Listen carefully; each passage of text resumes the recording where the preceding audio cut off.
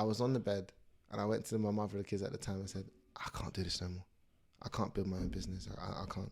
This is too much of a struggle. I had tears down my face. This is about Platform First magazine. Yeah, this is about 2 days before I got this call. 2 days. I'm crying my eyes out, bro. Like when I mean tears, flooding. And I was just like, she just looked at me and just said, no, you're gonna keep going. I don't care what you do. I don't care if you want to cry, get anxiety, get angry, punch the pillow, do what you like. But you ain't gonna give up. So I was like, no, she's right. I can't give up. 2 days later, I get the call. From your friend or from FourFourTwo. From FourFourTwo to say. From FourFourTwo to say, we want you to, what's it called? Be our presenter.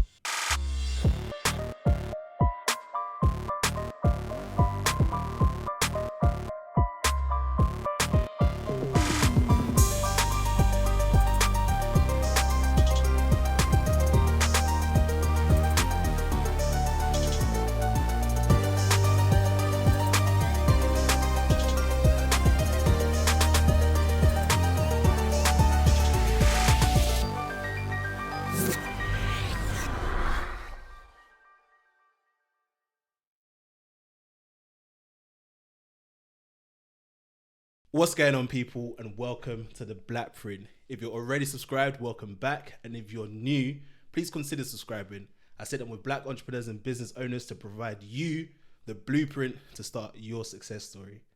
I'm your host, Spainy, and today I'm joined by a very, very special guest. But before I get into all of that, do not forget to like, comment, share, and subscribe. Tell a friend to tell a friend. Let's grow the community. Also, do not forget, I have a football podcast. If you're a football fan out here, check out my weekly football podcast, The Top Bins Pod. That's The Top Bins Pod on Instagram, Twitter, all that good stuff. Hear me rant about football, how trash Liverpool are, all that good stuff. And finally, do not forget... We'll get into that in a minute. Do not forget...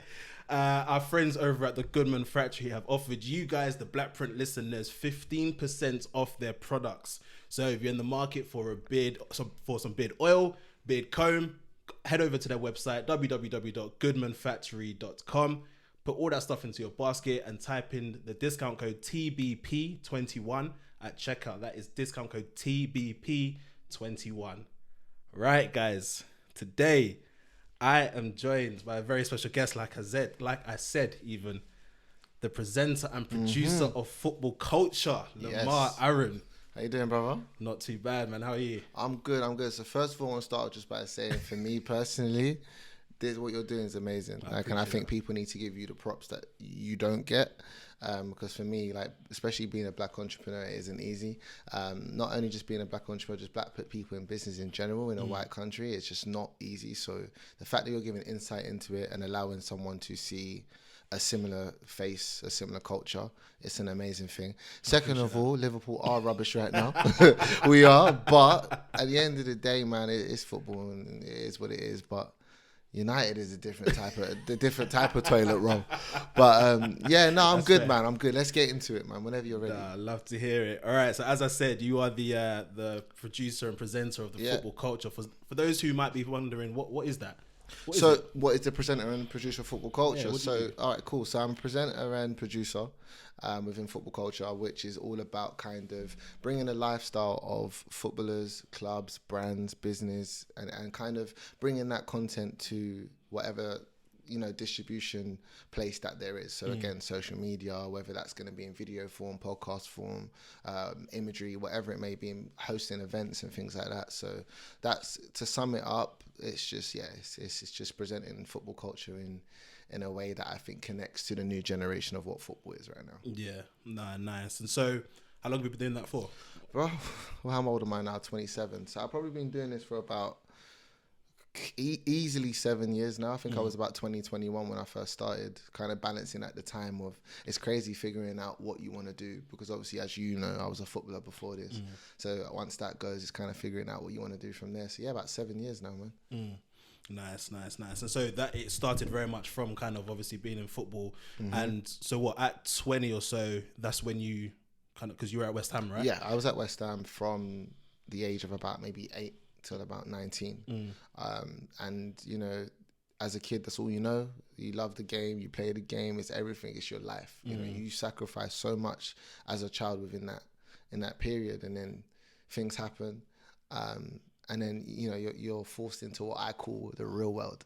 Football, being a footballer, growing up as a footballer, it's not a normal world. Do you know what I mean? Like you're blindsided to life. Yeah. Do you know what I mean? And I think that's driven my purpose into what I do now, if that makes sense. Yeah. So, 19 years old, West Ham tell you, yeah, we're going to let you go. Pastures new.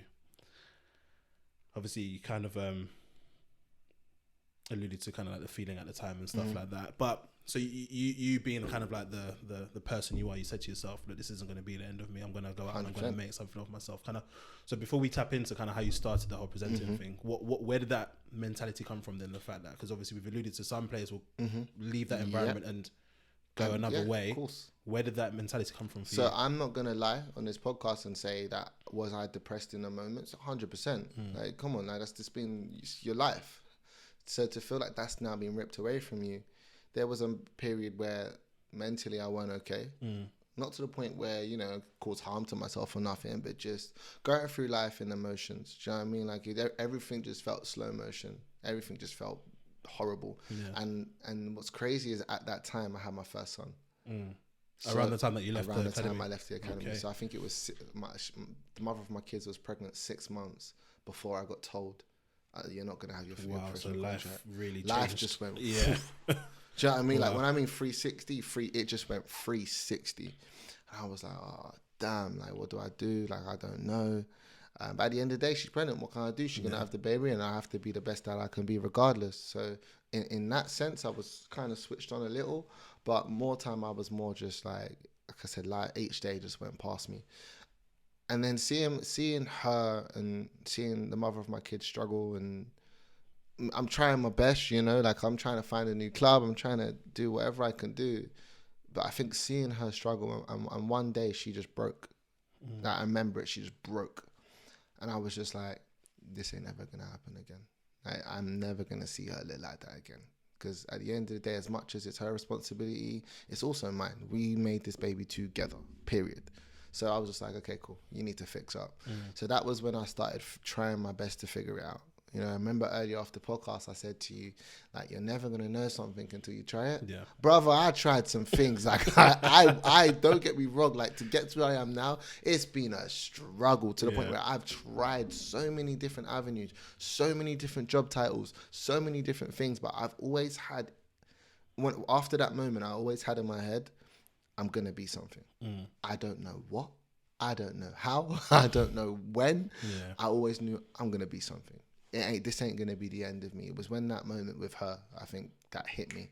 Then the second moment that hit me was when my dad caught cancer. That's when my life was just like, damn. Like, now you got to be a man. Now you're fine. Because let's be real, just because you have a kid, don't make you a man. Yeah. I would tell anybody, any parent now, just because you have a child, don't make you no man whatsoever. So it was when, like, you have no safety net. Your safety net is gone, period. So you're like, okay, cool. Dad's got cancer. My brother's feeling it just as much as I am. And me and him, we're like trying to figure it out together, trying to do whatever we can do. And it was those moments that make you go, yeah, I'm not made out for this simple life. Yeah.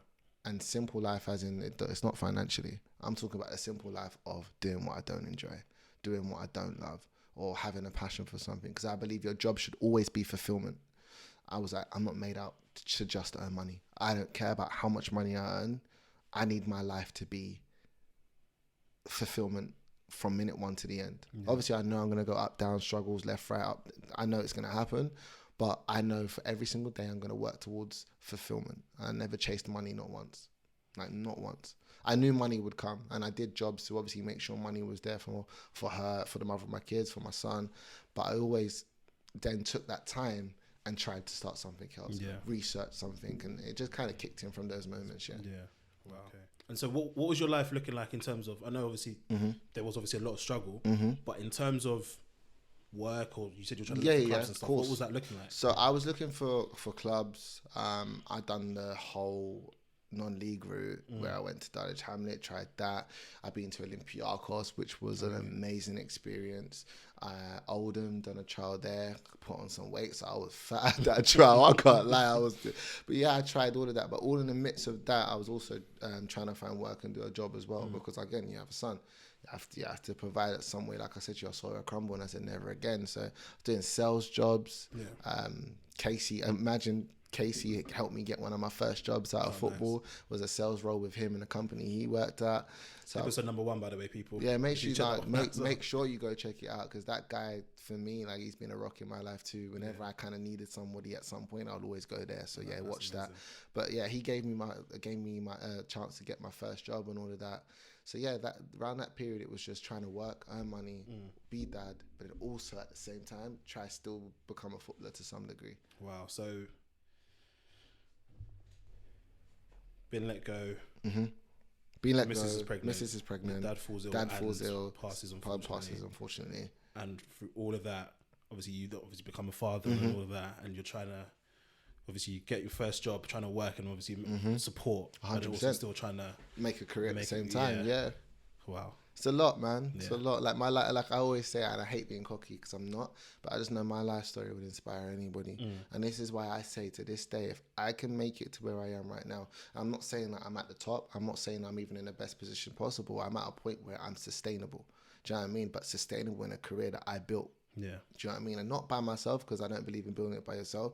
But I'm saying if I can do it, I'm telling you, anyone could do it. Yeah. Like anyone. Yeah.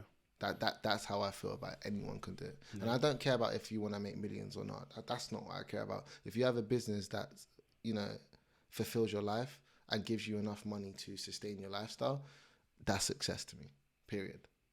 That's how I feel. I feel like anybody could make it 100%. Yeah.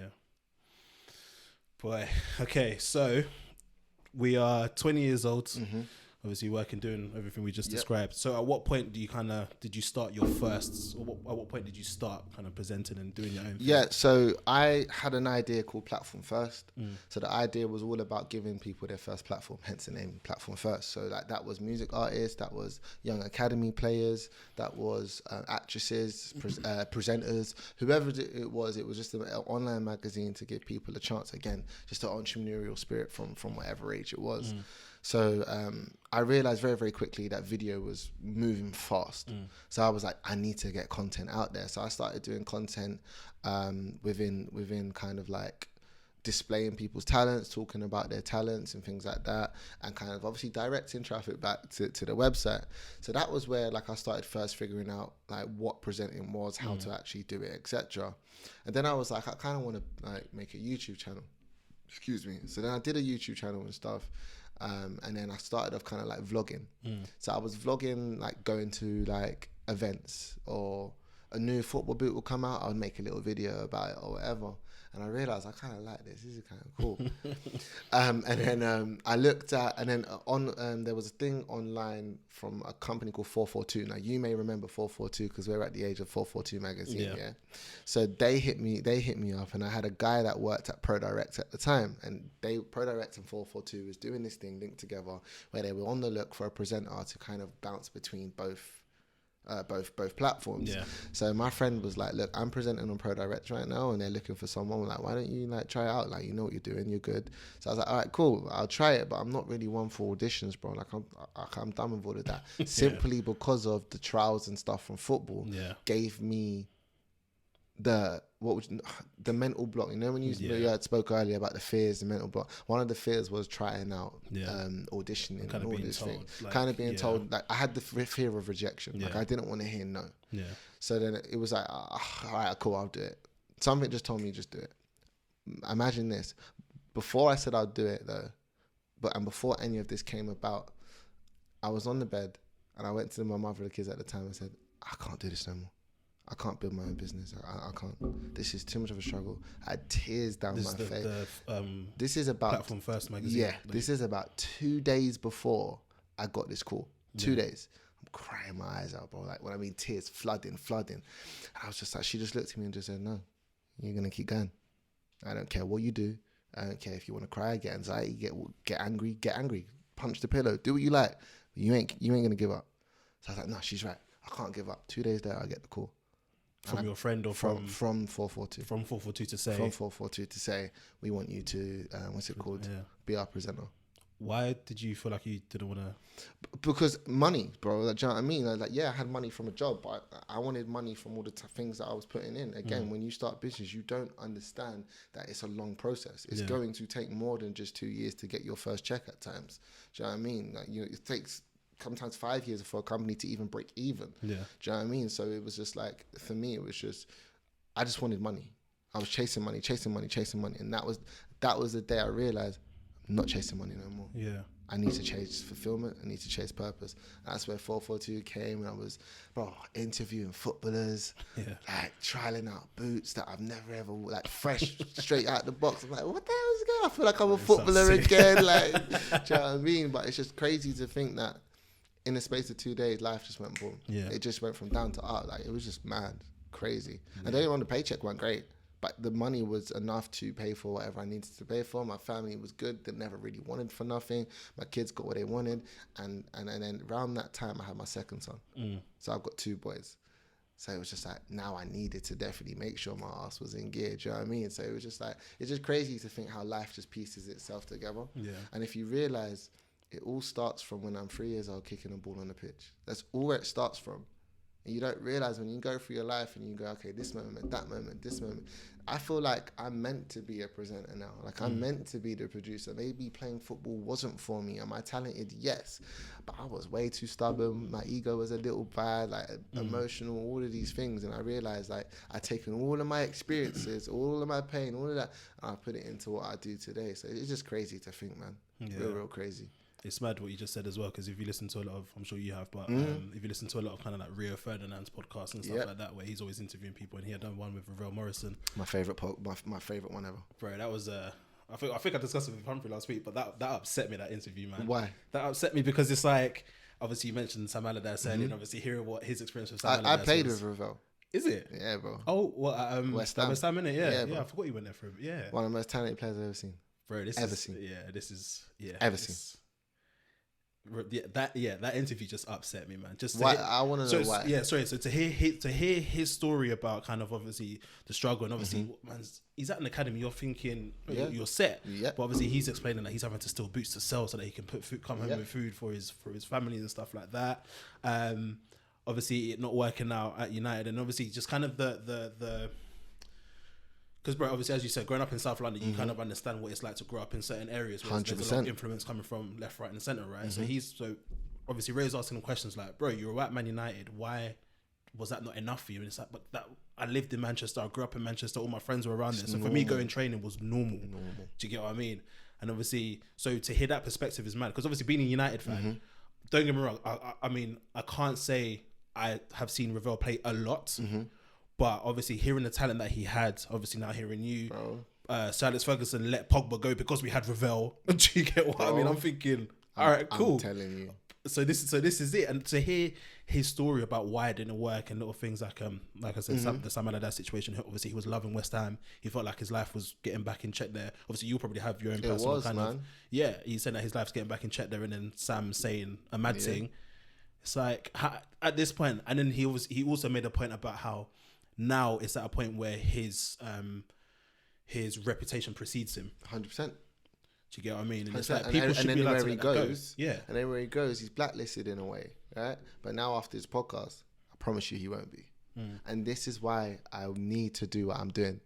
Have a purpose, and it has to be. It's for players like Ravel, because like I said to you, raised by a single mum, has siblings who are younger than him. He's the eldest one. We all know as the eldest sibling, you make mistakes. I'm blessed to be the young one. So I've seen my brother go through and make them mistakes. He's the eldest one. He's making mistakes. On top of that, like you said, we're raised in South London. So we know what things are like. I was raised in a place called Kingswood Estate. I had Kingsdale School. If anybody knows about Kingsdale School, you'll know. That's why I didn't want to go there. My brother went there. So there's influences for everything in every place, shape or form. And I've heard about Manny myself. I've heard about what Manchester's like. You would think at some point that a coach, a member of staff, or a first team player or whatever, like Rio said, I wish I did more, would have sat down with the guy and said, what is going on. Like the simple question of, are you okay? That is it. Instead of just finding him, instead of having a go at him for robbing boots, why are you? Like, what's going on? That would allow him to go, do you know what? I'll be honest with you, I robbed it because I wanted to sell him. I need to put food on the... Now it's like, it's that aha moment of, I get it. Yeah. You know, but that's not there. Because they think that when from that age to this age that we've become men. Yeah. We haven't. We're still mentally in that kid's mind. So for me, that interview for me is the epitome of why I'm doing what I'm doing. Yeah. Genuinely. That interview, if you want to know that sums it up. Yeah. 100%. Yeah. Yeah, man. So that one yeah. Hits home. Yeah, it does. Home. And it obviously, like this conversation, for example, that gave insight. 100%. Gave insight. Because not people, like I said, the academy life isn't... You got to remember, I'm part of a West Ham academy from the age of 7 or 8, all the way up to I'm 19. It's like West Ham fans will look at West Ham and go, wow, I'm there since a kid. I'm like, this is my secondary school. This is primary school. I don't see it as anything crazy. Do you get what I'm saying? I don't. Maybe when I first started, I'm like, I'm part of a club. But as time goes on, it's like, this is normal. Yeah. So you kind of ease off a little and you go, this is, do you know what I mean? You go through the motions again. Like a lot of people really don't realize what it really mentally takes to be a footballer. And I feel like a lot of coaches in clubs need to do more I feel like the production of players overseas compared to the production of players over here is different level. Yeah. Different level. You mentioned that one of your... 100%. And if you realise the Ballers Blueprint, I did one on Memphis Depay. Yeah. Memphis Depay said without his life coach, he would not be a footballer today. Would not. And that life coach came from PSV themselves. They supplied it. They saw the problem. They notified the problem. And now we have such an amazing player in Memphis Depay.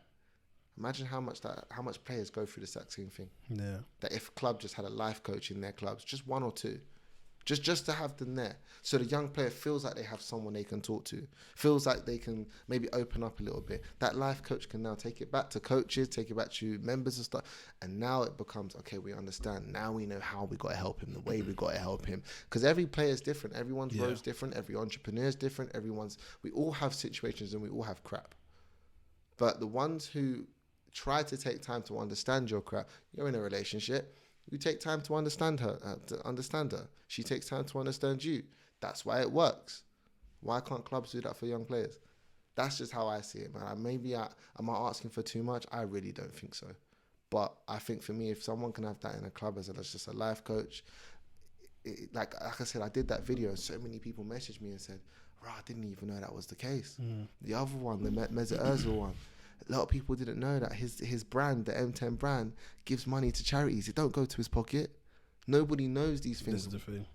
And there's people that quick when obviously started COVID and he allegedly didn't want to take the pay cut and everyone's getting on his neck. And it's like, do people realise how much these players give to charity? They don't. And they realise, you're getting sacked off the bench or you're getting sacked off the team for a political view. Isn't that not your human right? But because your political view kind of...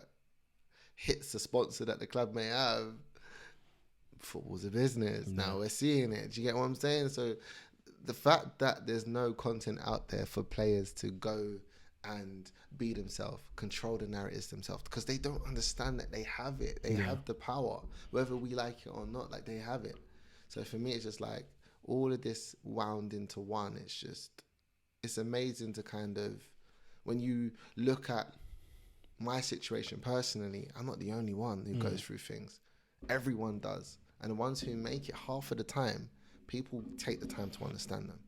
So why can't it be for, I hate to say it, but black players or underprivileged players? Do you know what I'm saying? That's just how I feel about it. Yeah. It's crazy, man. It is. No, it definitely is. Well, thanks for that insight. No, of course, man. Always. All right, cool. So... 442 called and said, "Yes, we want you." What were you doing for them?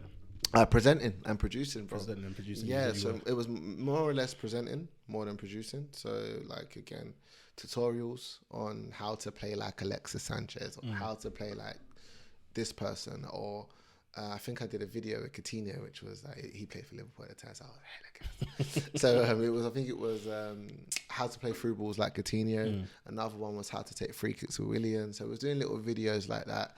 Then that turned into other things, and it was just presenting and producing as a whole. It was amazing, man. Yeah. Good experience. I was gonna say, because you've obviously worked on a lot of campaigns and a lot of you've had a lot of presenting opportunities now. So that obviously opened up a lot of doors for you. Oh, was that very much what was the kind that of was the start? for? 100%. Yeah, I think especially in that space, I don't think there's a lot of people that was doing it like I was. So I have to make sure I have to give 442 a massive shout out for that. Like, there's a guy called Ben Welch. I think he's at Lad Bible now. Like, he gave me my chance, period. There's other people I owe my career to for sure. There's another one called Ben Goldhagen. He was the head PR at Adidas. And like the story of me meeting him is the best story ever. Because the fact of I didn't even know who he was. I had no idea. He would tell you if you I can try put him in contact like for you to talk to him. But like I remember going to a F2 event. I was with 442 at the time, but this was just as I started. It weren't massive. It was literally just before. I'd done a few videos for them, but it weren't nothing major. Yeah. So I'm at the F2 event now, and because I'm working for who I'm working for, they're like, yeah, you get the VIP access, and I'm like, all right, cool, this is nice. Like I get a little drink on the way in, and the wristband's a different color, and I'm like, yeah, this is nice. So I'm in the position, I see this guy just standing there, and the guy who brought me, that my friend said to me about the presenting opportunity, he came with me, and we was there. He was like, let me introduce you to somebody.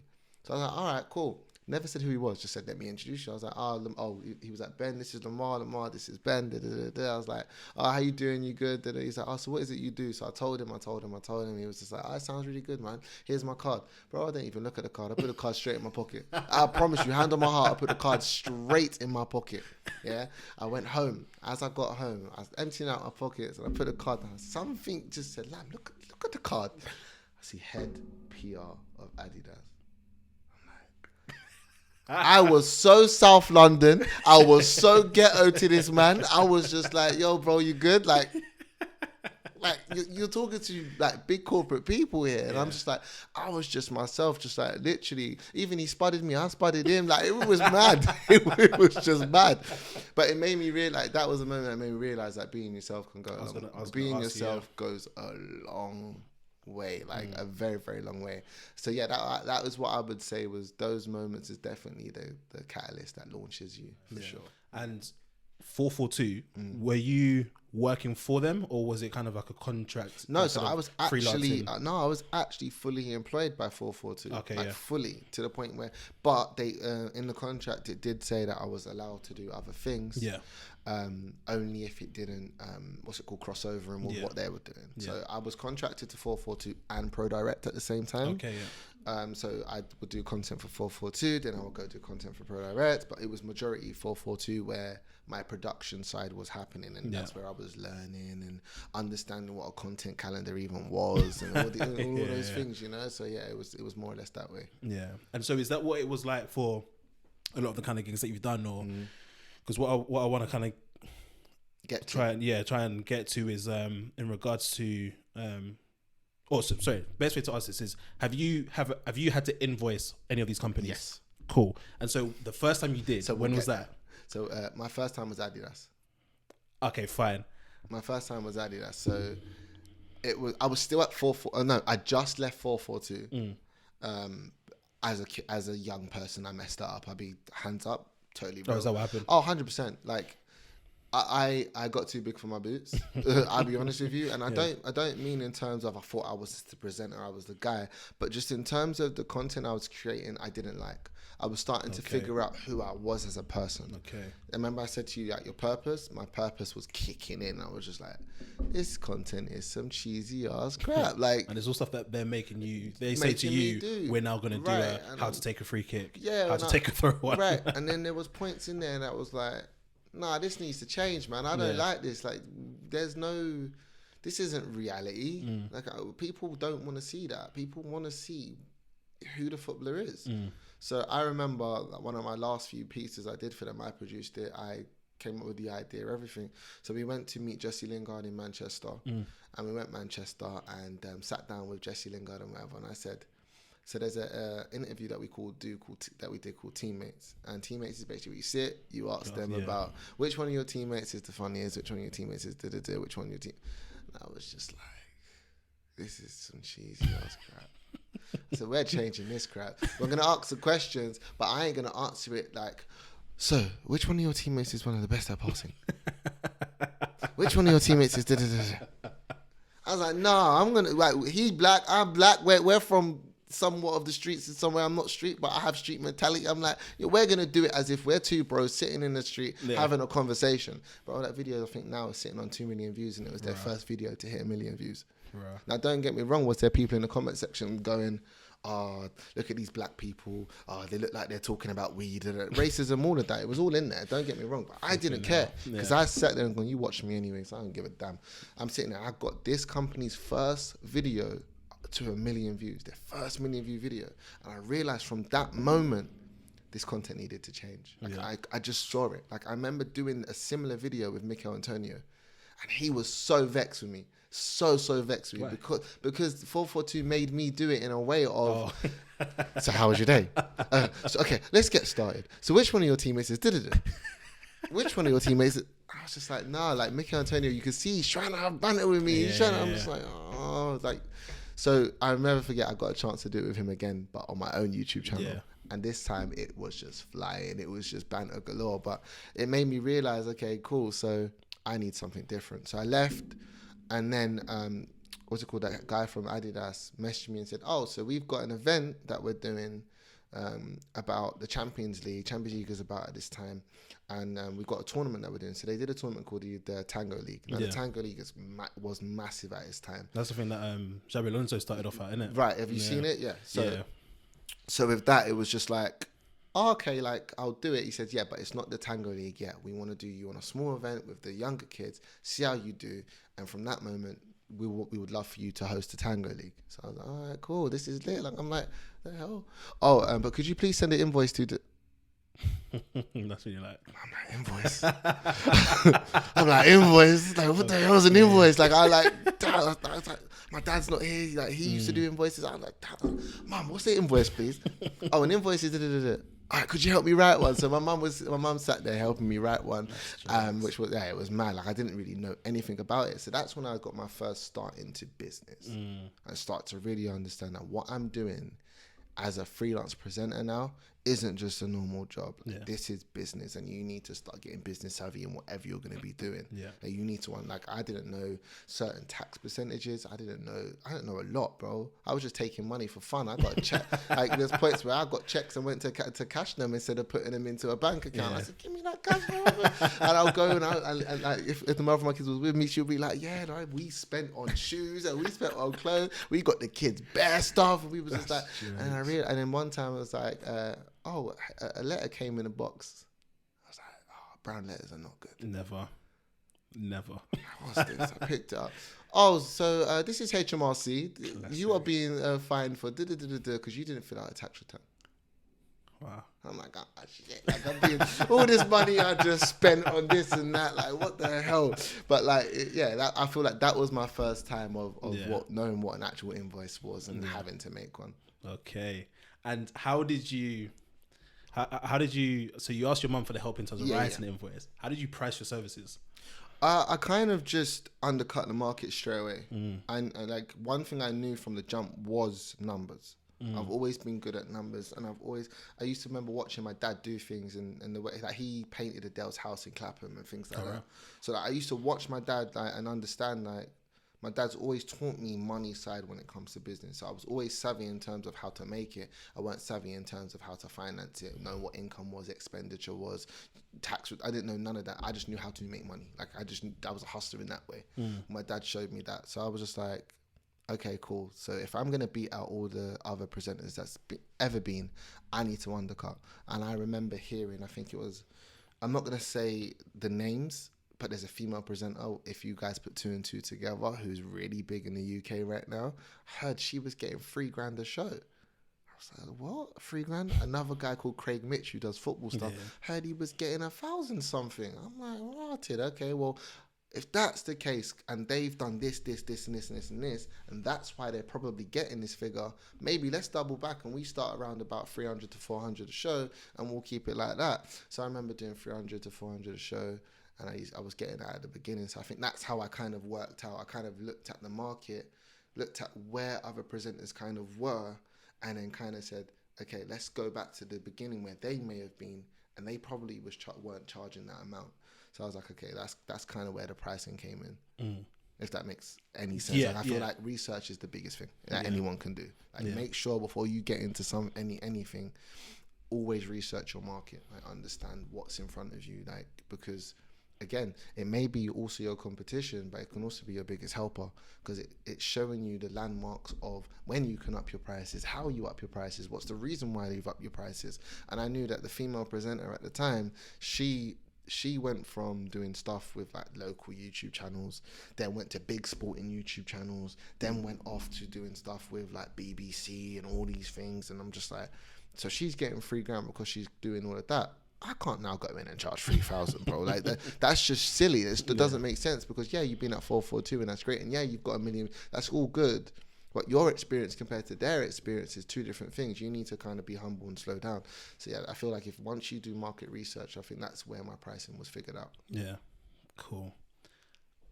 After Adidas, or how long? Well, with Adidas, I was with Adidas for a while, man. Yeah, okay. I think it was at least 2 years worth of work in terms of Adidas Tango League. We done hosting events. I've done an event with them and Arsenal to launch a boot at Arsenal. Done the Champions League final screening with Adidas where I interviewed Frank Lampard. Oh, there's a picture of you and him on the trophy on Instagram, bro, man, the time with Adidas was amazing, and I think that, like I said, that's when my business knowledge went from here to here. Yeah. Because like I said, I had to do invoices. I'm by myself. I'm freelancing. Do you know what I mean? That's where you figure it out for sure. Yeah, and so presumably that's when. Because presumably you didn't have another job at the time as well. You were doing this was straight. Now it was all the sales jobs, all of that gone. Yeah. Period. I said to my mother and my kids, I said, "This is it. And this is it." Nice. And so for those 2 years, was it just Adidas or were there other things? No, it was just Adidas. It was just Adidas for those 2 years, but then it was also now and again few pieces for Pro Direct. So like a Nike event that would happen where they were launching a boot and they needed press, I would do that. Yeah. Some media platforms may needed a few bits of pieces of work here and there. I'll do those. And then also I put time into my own YouTube channel too again. So I was doing content again. So it was just like a mixture of doing my own stuff as well as also working at the same time. I think if anyone's going to be a presenter, that's the most important thing.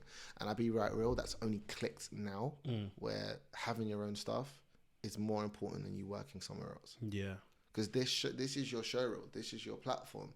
Now, if you say to me now, like Lamar, I want to do presenting, I'll say to you, stick to what you're doing, and use this show and use the other podcasts you do as your benchmark, because you have to be doing something every week, every day, or at least every month. You have to have something going on. And as a presenter, there's periods and times when nothing's happening. So that YouTube channel gave me the time to keep going for, people to come and see what I'm doing and go, oh, we still want him. We still want to use him. Do you know what I mean? It kept me relevant, if that makes sense. Yeah. Yeah. No, nice. And so, so you was with Adidas for the 2 years. And then what came after that? American company reached out to me called World Soccer Shop, and got the chance to go to Madrid. So that's very, because what I was also going to ask you, I saw on your Instagram you had a story you posted. You said, I always said one day I was going to travel for work. And you see it? Yeah, and you was on my highlights at the airport. Yeah. Is this what it was? That's Madrid. Okay. Like, bro, I believe heavily in manifesting. I believe in your vision, you write it. Don't get me wrong, you have a purpose and God will always give you that purpose if you believe in God. And if it's not God, you'll call it the universe, or you'll call it Allah or whoever you look up to, whoever you feel your higher power source is. But for me, I remember sitting with the mother of my kids and I said to her, I'm telling you, one day I'm traveling for work, She's like, yeah, you are, you are. I said, yeah, I'm going to travel for work. She's like, gassing me up. And it didn't happen for a while. And she started to lose a bit. She's like, oh, okay, yeah, you're going to travel. Yeah, you're going to travel. Started off gas. And then, I was like, okay, cool. I said, nah, I'm going to have faith. Like, this can happen.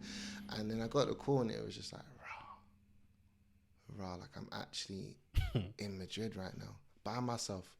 Like literally, I'm walking around Madrid like it's London. Like I walk down the strip, I see Primark, I see Uniqlo, I'm like, bro, I see Zara. I'm like, yeah, this is lit, like, bro. Like, but the fact that you think I had that manifestation like a year and a half before that even happened, and I remember creating a vision board. I'll take a picture of it and send it to you. Everything on my vision board just started happening. Bro. Really? And this was one of them. Yeah, it was amazing, bro. I even had Nike and Adidas events on it. And imagine this, I tucked that away, brought it back out. I think it was a year later. This was all after I was doing the Tango League event. I brought it out. Remember, I didn't think about it like that. I wrote it down, I prayed on it, I put it away, and I just worked every single day at trying to get it. Yeah. I looked back at a year later, I opened it, I started crying because I was like, it actually happened, like mad. But yeah, the fact that I always said that I'm going to travel, and it happened. And bro, it didn't happen no little travel, you know. I went to Madrid's training ground. I swear. I went to Real Madrid's training ground to interview Gareth Bale. Oh, wow. And I was like, damn, like, I wish I could swear on this podcast. I'll keep it PG. I was like, damn, like, am I here? Bro, I'm standing in the stadium while I'm interviewing Bale, and that Bale was done, walked off. I see Zidane walk past me. I was like, oh my God. And I don't ever get, like, starstruck. I was going to ask you, with all your experience so far, have you ever been? Zidane. So, yeah. Zidane, bro. Like, I couldn't talk. Yeah. The man shook my hand. Okay. I'm like, he goes, you went, good afternoon. I went, afternoon. And I just stepped back and that's mad that I mean, it sounds crazy, but that's mad that he took the time to even I was just say hello to you. Raw, like, the fact that I manifested the fact that I just wanted to travel. And the world gave me this 10 times over. And I made a lot of money that one too as well. I didn't even think about the money, but the fact that I was just in Madrid with Zidane's there. I'm seeing, what's it called? Who else was there? I think it was Asensio. What year is it? I'm guessing it's like 2016, is it? You might have to go back on my Instagram still. I can't lie, but yeah, I think so. It was about 2016, 2017. I think it was about then. But the fact that, you know, like I'm seeing all these players, just, I see Isco. Champions League winners. Like, yeah, bro, I'm just like the fact that I manifested this a year and a half ago where all I was doing was events for Adidas. And don't get me wrong, that was big to me then. But that's what came next. And I just couldn't believe it, bro. Yeah. Couldn't believe it. And so obviously when you got in touch about being on this, I remember, like I said to you, I took you off, I was like, I recognize this guy. Yeah. I was like, what? Surely this isn't the same guy. I had to go back to the Instagram page. It was like, no, it is. It is. So obviously I'm referring to, well, I'm assuming, is it pronounced football? Or is it FTBL? FTBL. It's FTBL, yeah. Because obviously, I've been following that page for a while, and obviously would see a lot of your videos and that. Yeah. So I was like, rah, slow down. So I was very gassed when you were obviously coming on. I appreciate that, man. Thank you. Nah, no worries, man. Obviously, testament to your hard work, man, and the good work as well. It's been hard, bro. But I can imagine. But it's been blissful at the same time. So I never say it isn't. Yeah. I think, you know, like, I think it's that, again, life moment here. There is no, you'll never know happiness until you know sad. You'll never know up until you know down. You never know left until you know right. I feel like life is balanced. That's what keeps our equilibrium. That's why you hear a lot of people talk about frequencies and things like that, like playing on the level of frequency of happiness. Like, but that's not possible if you don't have the other side of the spectrum. So I feel like without that hard work, without my traumas, without things that may have shaped me in certain ways negatively, I would never be able to understand or experience my positives the way I have. Yeah. Do you know what I mean? Yeah. Like, that's just, for me, that's a life lesson that I think so many people can have, is find beauty in your darkness, because every dark comes to light. Yeah. Every light goes to dark again, and then it goes dark to light. It's always, do you know what I mean? You've got day and night. Look. Yeah. You got opposites to everything. Yeah. So until you understand that about opposites and understand that it's life, and learn to find beauty within all of that. Again, I'm talking like a real creative here, innit? Like, but like, it's so true. When you find beauty in everything, like, you can turn every negative into a positive, because that's what life is. Yeah. Perspective. So like, yeah, it's just, for me, just those are the moments that you say to me, yeah, it's been hard, right? Yes. Has it also been amazing? Yes. Like, the process of it is just as amazing as hitting the result, you know? Yeah. Yeah. Nah, amazing. And so how did How did the FTBL thing come about then? Right, so this story is amazing. So this is where now I'm full blown in freelance work. I'm full blown building my own structure of business. Because being freelance, I'm sorry what anyone says, it's a business. Whether you like it or not, it's just known as sole trading. Yeah. So I use LinkedIn as my vehicle, and anybody who's trying to be anything, do anything, have anything, you need to have a LinkedIn account. Yeah.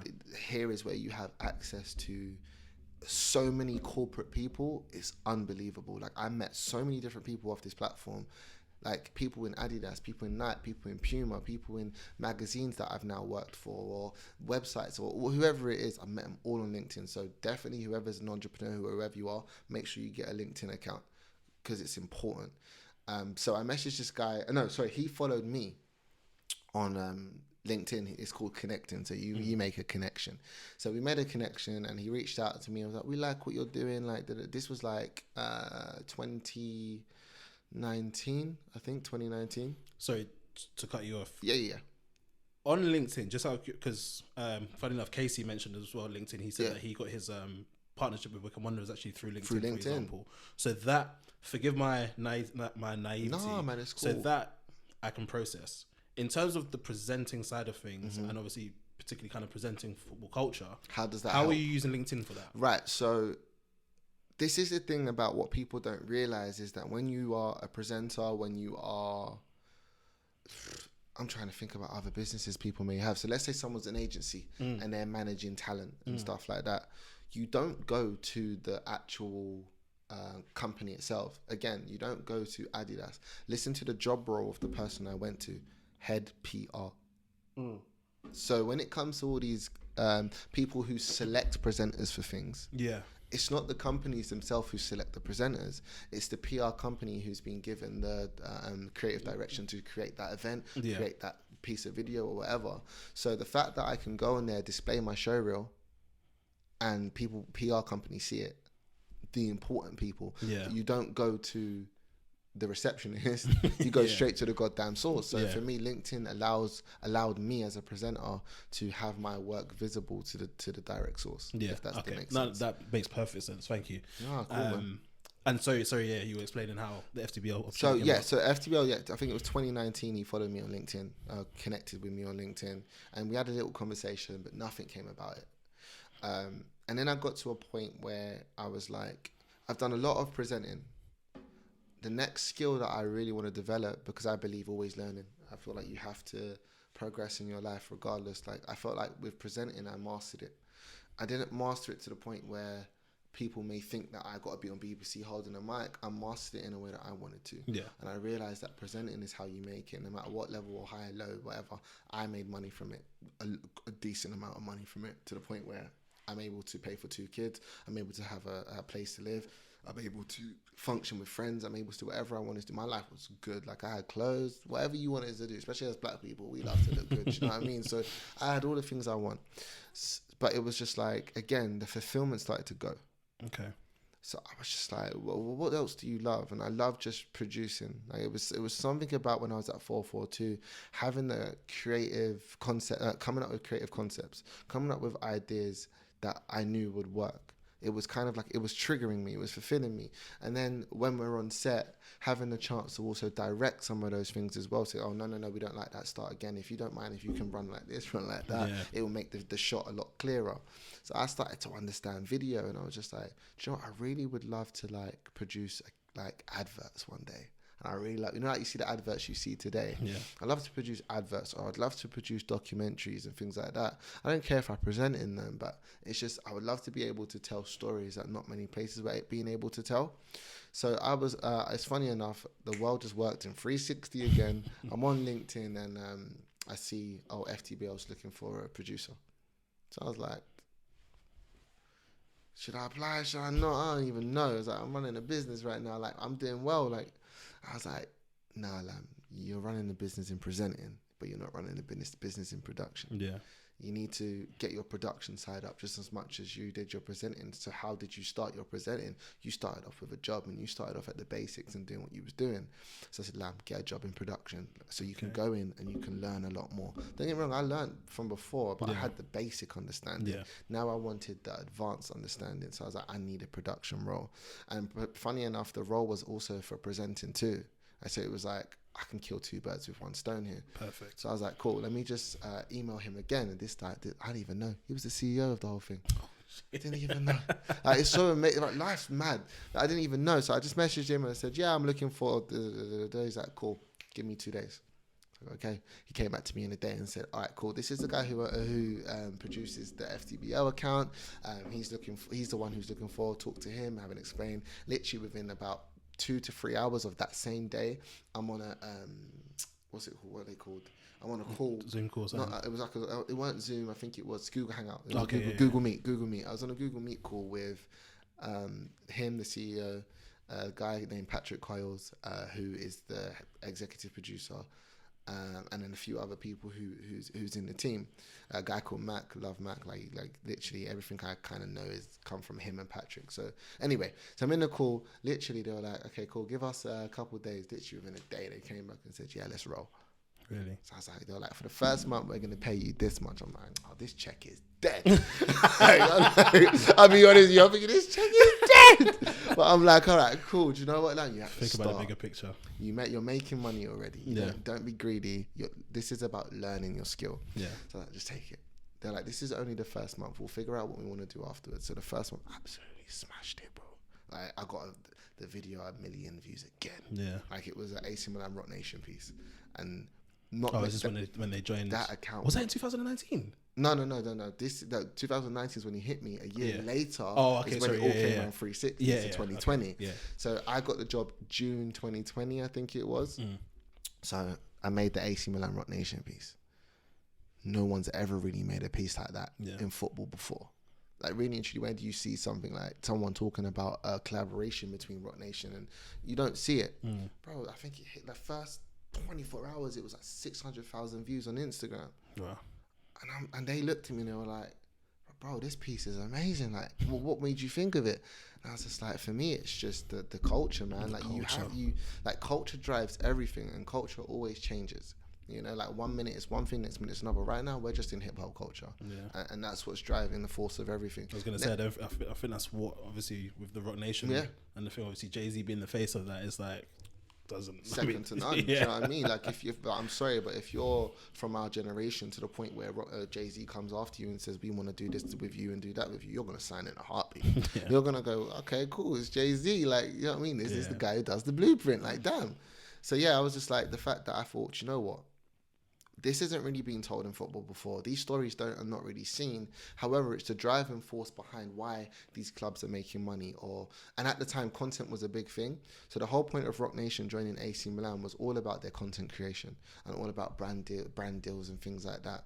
So I was thinking to myself, football content's about to get lit for AC Milan. They're going to be on the Jordan and PSG level now. Like, I can see this coming, and it's slowly happening. If people go and have a look now, it's slowly happening. So I did that piece, and it was amazing. Then I did another one, if I can remember, I think it was how Cristiano Ronaldo changed the game. Now that one changed the game for me. Like, I'll be honest with you, because nobody has spoken about a footballer in that light. We've seen Tested to the Limit, which is my guy Andy Answer, who produced all of that. But on a social media level, you don't see story-based content on social media like that. It's very, very hardly seen, especially within football. So I was like, as a producer, what do you like? What do you want to do? I was like, we need to bring story-based content. So I did that one. That one hit 700,000 views in 24 hours.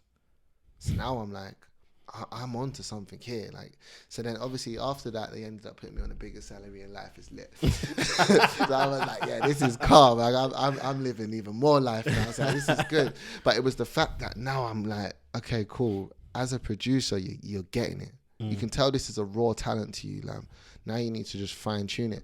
That's with FTBL, I started finding out what a content calendar was. I started finding out how to storyboard properly.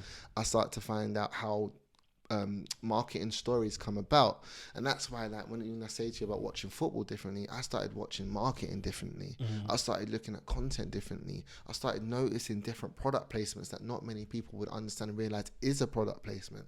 And that's where producing started to push its toes with FTBL for sure. Yeah. Wow. And imagine I've only been full-blown producing properly, full-blown, I would say, last 6 months. Is it? Yeah. You're not with FTBL anymore, are you? No. Yeah. I'm not with FTBL anymore because coronavirus hit. Yeah. And there was no access to studios. There was no access to nothing. Like, literally, we could not do anything. And they were like, look, we can't afford you right now. We're paying you a lot of money, but we can do like as and when things for you. That's fine. Like, if you want to do that, we'll do that. I was like, okay, that's cool anyway, because I was transitioning into what you see now, which is the Borders Blueprint. So I was like, I wasn't really phased. I wanted to come to you guys to learn. I learned everything. Like, bro, I was a sponge. Such a sponge. I've never script written in my life. Yeah. Like, bro, I just told you not long ago, my grammar's terrible. So the fact that I know how to write a script. Yeah. I know how to tell the story from start to finish. And like, if you've watched the Borders Blueprint, you've seen it. It's a story from start to finish. Yeah. Like, you see the build up. You see, I can show people storytelling. It's intro and what you're doing.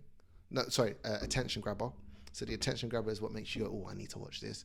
Then you've got the intro of what you're actually talking about. Then you go into teasing. Just tease a little bit. Keep the suspense going. And then you have your conclusion. Yeah. You know what I mean? That's how you storytell. I didn't know that before. I had no clue. Do you know what I mean? So I realized in that moment how amazing it really is sometimes to go back, to go forward. Yeah. Because you got to remember, I could have been bougie. I could have sat there and said, that paycheck's nothing to me. I don't want to do that. But I realized I ain't done production properly.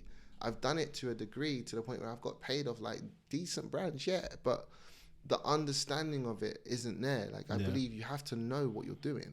So the fact that FTBL gave me that chance to really understand what a producer was. So for me, it's just like, don't stop learning. How have you dealt with, that's personally and professionally, with the current climate that we're living in and been living in since last year? One thing I've learned, especially through this pandemic, is how important your diet is, not just food-wise, but what you feed your brain. Jay-Z said in an interview, I wanted a record label. Nobody wanted to give me one, so I made my own. I wanted a platform. No, I wanted to make content in a certain way. Nobody wanted to give me one, so I'm gonna make my own.